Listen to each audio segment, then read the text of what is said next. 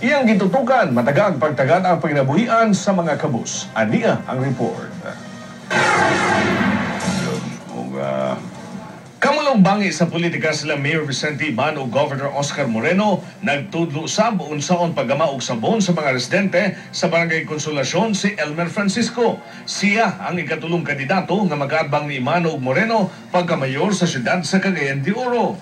Our part is transfer of technology. Since Diversity Philippines is cleaning and hygiene, we have this expertise in soap making. I'm not running to go against them. Diba? I'm running to serve, of which that is what I'm doing. Public service. Bakit tayo makikipagbangayan dun sa mga natin, mga katunggali natin sa politika? Diba? Kung pwede namang mag-focus tayo na to make lives better. Ang suggestion ko rin is mag-focus sila sa public service kaysa magbangayan.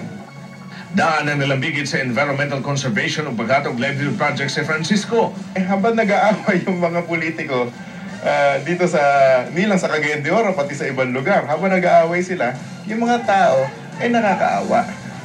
Walang mapagkakitaan habang yung mga politiko dapat ginagawa nila yung mga trabaho nila. Dahil hindi nila ginagawa yung trabaho nila, tayo na lang gumagawa.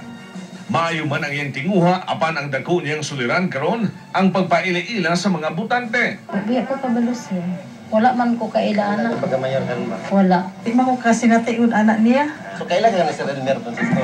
Wala. Nga mo na ikuha dire? Kung meron man, ha? Si Francisco, usa ka independent candidate.